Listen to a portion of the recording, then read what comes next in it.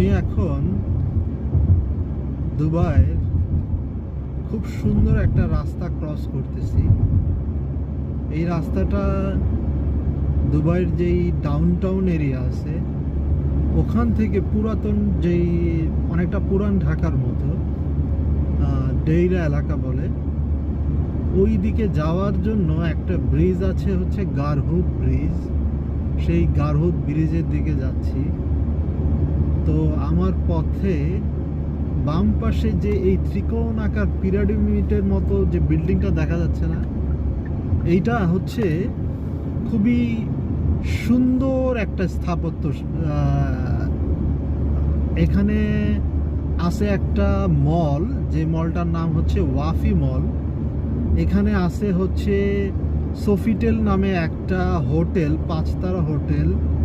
তারপরে আরও একটা 5 তারা হোটেল আছে। আর এই বিল্ডিংটার সবচেয়ে মজার ব্যাপার কি জানেন, এইখানে না গেলে মনে হয় কি আপনি 3000 বছর 4000 বছর পিছনে চলে গেছেন। সেই ফেরাউনের যে সময় সেই সময় চলে গেছে। এই জিনিসটা আমার কাছে খুব ভালো লাগে। এইটার মানে স্থাপত্য, কারুকার্য সব কিছু দেখলে মনে হয় না যে আপনি বর্তমান সময়ে আছেন।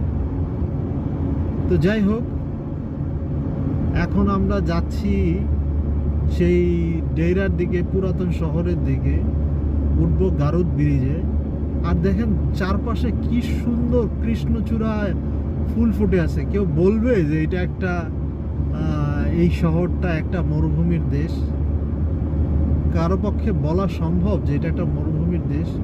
আর এই গাছগুলো না এমনিতেই এমন না যে বাংলাদেশের মতো হয়ে যায়। এদেরকে বড় করার জন্য, এদেরকে বাঁচায় রাখার জন্য প্রচুর সংঘর্ষ করতে হয়, এদের ইরিগেশন করতে হয় ডেইলি।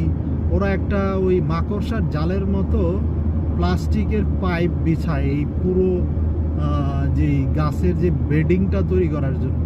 তো হয় কি, ওই 2 বেলা যে সুয়েজের যে পানি আছে না, ময়লা পানি, বিভিন্ন রেজিডেন্সিয়াল বিল্ডিং, অফিস আদালত থেকে যে সুয়েজটা বের হয় না, সেই সুয়েজের পানির একটা অংশ এই গাছগুলোর গোড়ায় ওই পাইপের মাধ্যমে ছেড়ে দেওয়া হয়।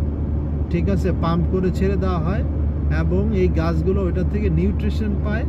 আবার আপনার একই সাথে এই গাছগুলো বড় হইতে সহযোগিতা করে, পানির প্রয়োজন মেটায়। এইটা হচ্ছে